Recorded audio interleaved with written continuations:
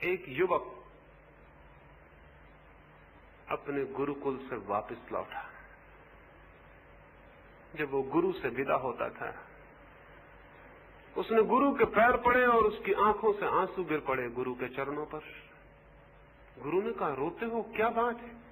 उसने कहा, रोऊं ना तो क्या करूं, मेरे सारे मित्र आज विदाई के क्षण में कुछ न कुछ भेंट करते हैं आपको, मेरे पास लेकिन सिवाय आंसुओं के और कुछ भी नहीं। तो मैं रोता हूं और एक वचन चाहता हूं कि जब मेरे पास कुछ हो तो उसे स्वीकार कर लेना, बाद में कभी जब मैं आऊं तो मुझे इंकार ना हो। इसका वचन दें तो ही मैं जाऊंगा। मैं हूं बहुत दरिद्र, माँ और पिता भी मेरे नहीं। आपने ही मुझे शिक्षा दी और भोजन भी दिया और वस्त्र भी दिए और आश्रय भी। मेरे पास कुछ भी नहीं है देने को, सब कुछ आपका ही है जो मैं हूं। तो किसी दिन अगर मैं कुछ ले आऊं तो वो स्वीकृत होगा, ये वचन दे दे। गुरु ने बहुत कहा, आंसुओं से बड़ी और कोई भेंट नहीं और प्रेम से बड़ा कोई सम्मान नहीं, लेकिन फिर भी तू नहीं मानता तो तेरी मर्जी, मेरे द्वार तेरे लिए हर चीज के लिए खुले हैं, तू कभी भी आ।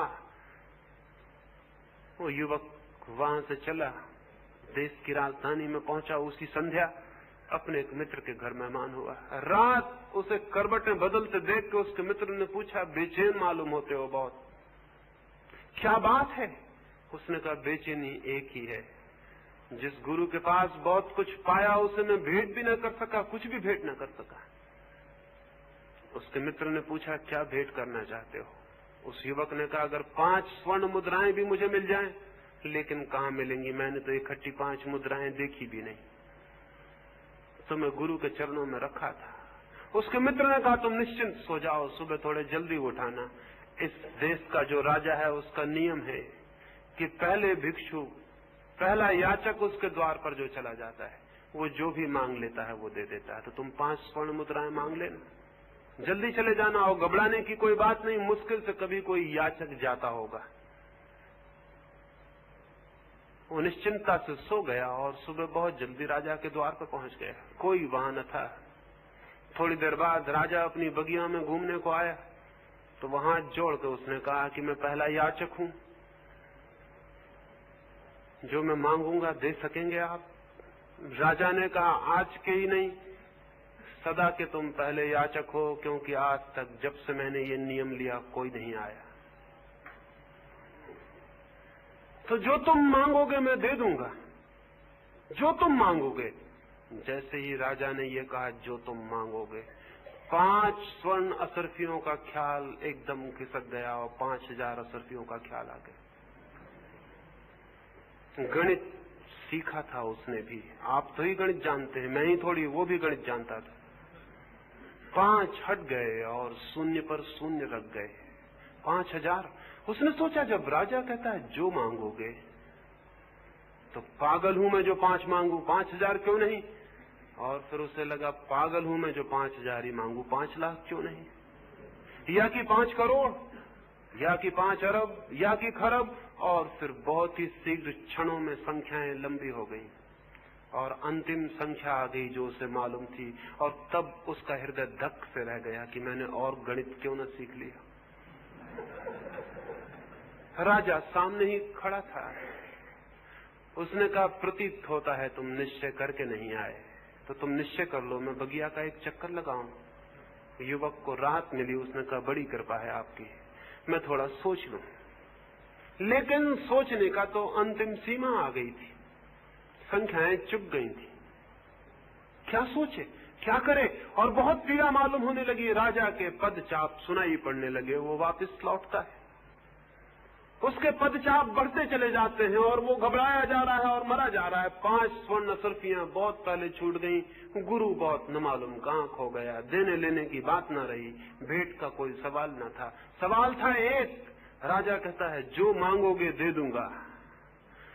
तो पीड़ा मन को सताने लगी। इस बात की खुशी नहीं कि बहुत कुछ मिल जाएगा, इस बात का दुख कि पता नहीं कितना पीछे छूट जाएगा।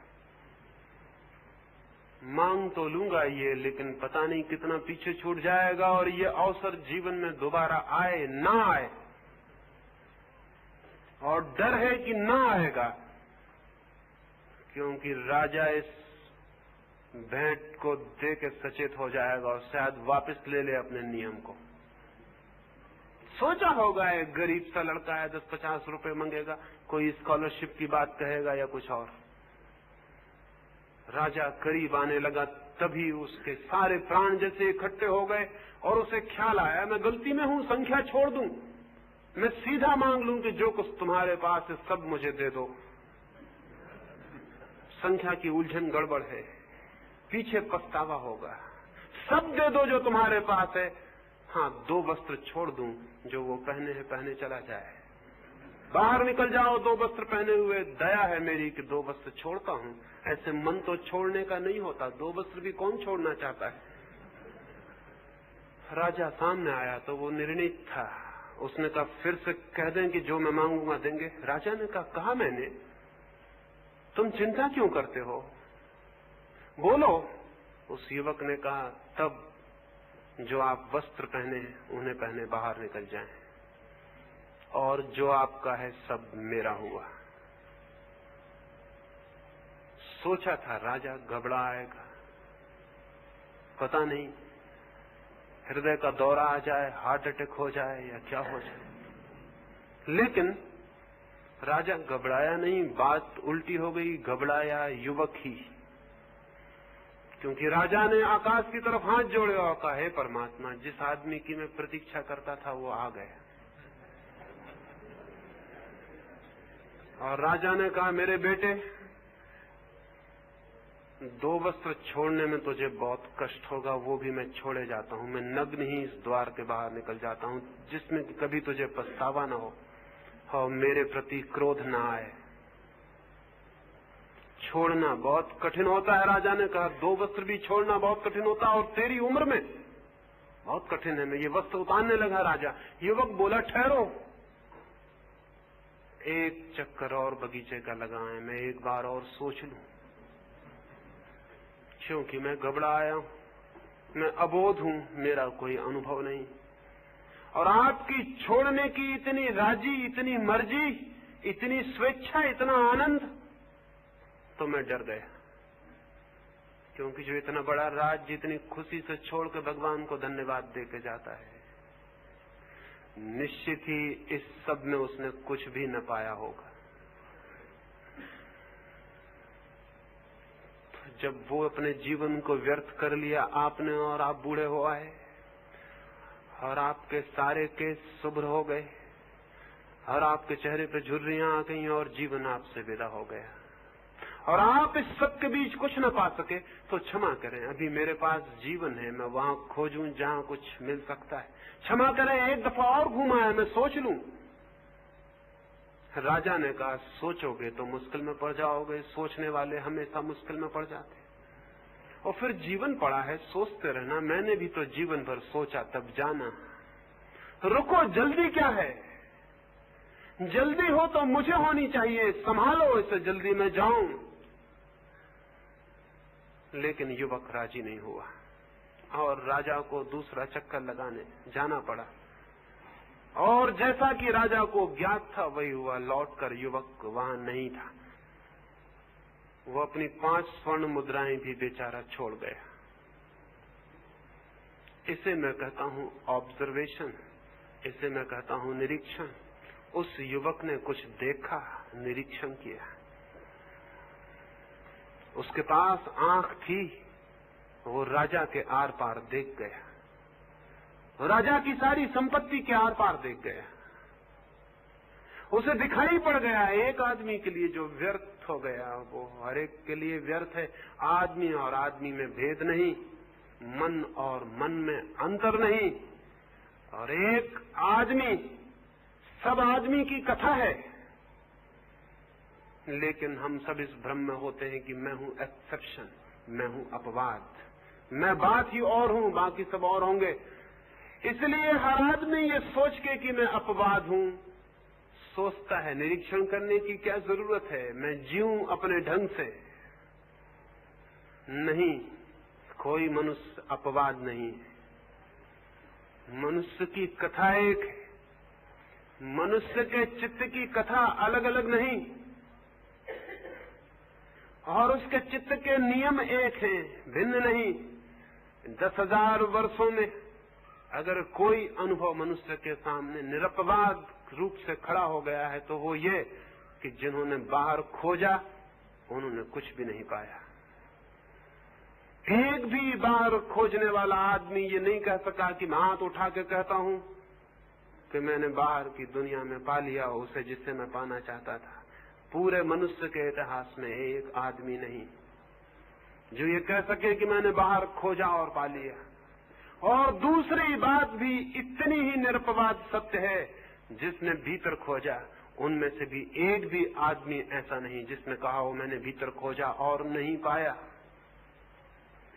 अगर किसी चीज को साइंटिफिक ट्रुथ कहा जा सके, किसी चीज को वैज्ञानिक सत्य कहा जा सके तो वो ये है, क्योंकि इसका कोई एक्सेप्शन नहीं, कोई अपवाद नहीं, ये यूनिवर्सल है, ये सार्वलौकिक है, ये सर्वलोक में सर्व मनुष्य के इतिहास में प्रमाणित है कि बाहर नहीं कोई अर्थ पाया जा सका। करोड़ करोड़ अरब आदमी दौड़े और समाप्त हो गए। हम उनकी लाशों पर खड़े हैं, लेकिन हम नीचे झुक के नहीं देखते हमारे पैर में किन की धूल, किन की लाशें। थोड़े से लोगों ने भीतर भी खोजा है और पाया है। वे थोड़े से लोग ही सुगंध की तरह, प्रकाश की तरह, वे थोड़े से लोग ही उस सुबास की तरह, उस संगीत की तरह जो कभी कभी हमारे कानों में पड़ जाता है और कोई याद जगा देता है, कोई स्मृति और एक ख्याल और एक धुन पैदा हो जाती। हम भी खोजें। क्या ऐसा नहीं हो सकेगा कि कभी पूरा मनुष्य का समाज इस सत्य को खोजने में समर्थ हो जाए? क्या ऐसा कभी नहीं हो सकेगा कि मनुष्य इस पृथ्वी पर बहुत बड़ी संख्या में भीतर जो छिपा है उसे जान ले? ऐसा हो सकेगा, क्योंकि अगर एक मनुष्य के जीवन में भी ऐसा हो सका है तो फिर मान लें, समझ लें इस बात को, पहचान लें इस बात को कि जो एक मनुष्य के जीवन में भी हो सका है। अगर एक बुद्ध या एक महावीर या एक कृष्ण, एक क्राइस्ट के जीवन में अगर कोई आनंद की किरण फूटी है और जीवन आलोकित हो उठा है, तो हर मनुष्य हो गया हकदार उसको पाने का, क्योंकि बीज अगर एक अंकुर ले आता है तो सभी बीज अंकुर ले आएंगे।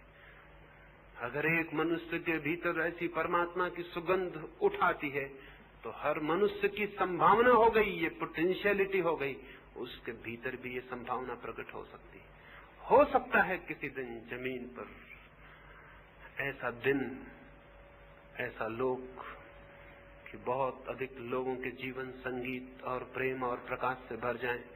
धर्म के द्वारा ये होगा, धर्मों के द्वारा नहीं, रिलीजन्स के द्वारा नहीं, रिलीजन के द्वारा, धर्म के द्वारा, धर्मों के द्वारा नहीं। और ये भीड़ धर्मों की तो बाधा बनी है, ये विदा हो जानी चाहिए। हिंदू, मुसलमान, ईसाई और जैन बड़ी अगलीनेस के सबूत हैं, बड़ी कुरूपताओं के। मनुष्य को तोड़ने की दीवारें यही है, मनुष्य के बीच के फासले यही हैं। और जो चीज एक मनुष्य को दूसरे मनुष्य से अलग कर देती हो, क्या आप सोच सकते हैं वो मनुष्य को परमात्मा से जोड़ सकेगी? जो मनुष्य को मनुष्य से ही अलग कर देती हो, वो मनुष्य को परमात्मा से कैसे जोड़ सकेगी? जो तोड़ने वाला है वो धर्म नहीं, लेकिन जो जोड़ दे प्राणों को प्राण से, एक को सबसे, और वो जोड़ तभी पैदा होता है जब आंख भीतर जाती है। जोड़ पैदा नहीं होता, बल्कि आंख भीतर जाते ही पता चलता है कि हम तो जुड़े हैं, संयुक्त हैं, इकट्ठे हैं। एक ही प्राण, एक ही चेतना बहुत बहुत रूपों में प्रकट और अभिव्यक्त है। और जैसे ही आंख भीतर जाती है ज्ञात होता है न कोई दुख है। दुख था इसलिए कि हम बाहर थे, बाहर होना ही दुख था। न कोई चिंता है, न कोई पीड़ा, और न है मृत्यु। बाहर हम थे इसलिए उसे नहीं देख पाते थे जो भीतर है और अमृत है। इस छोटी सी चर्चा में मैंने एक ही बात आपसे कही, एक ही छोटा सा सूत्र, देखें आंख खोल के जीवन को, निरीक्षण करें